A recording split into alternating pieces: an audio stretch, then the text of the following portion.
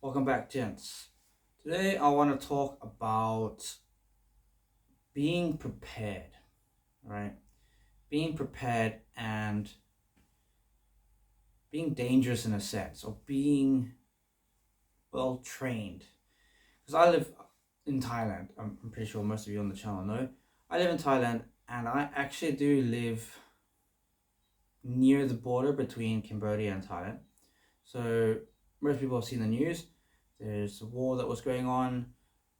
I think we have a ceasefire right now, but so that situation sparked up a few days ago, and so there's been missiles and bombs and stuff going off and tanks and everything, and that created a or reinforced the idea or the belief that as a man you should be prepared. As a man, you should have some level of whether it's training or preparation for things like these or things like this that are happening in the world or that could happen. You never know if they could happen or not. And I wasn't fully prepared for this. You know, let's say they did invade completely and they did get past where they had been stopped, the border.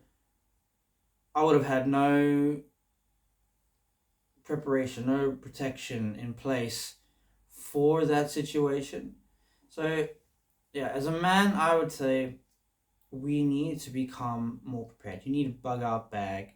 You need, and I'm not going crazy on doomsday or whatever, but you should have some kind of preparation done.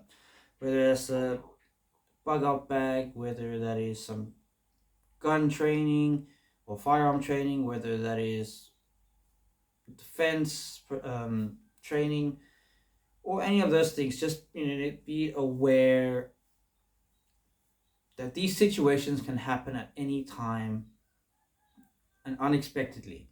And as a man, I mean, I failed heavily at this time because if it had gone south, what could I have done to protect my family?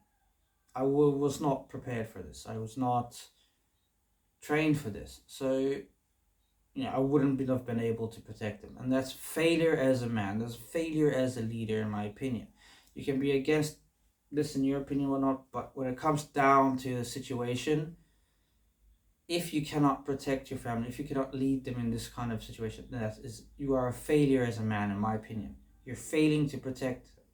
It's your job to protect your family, and if you cannot, as I said, you're failing there.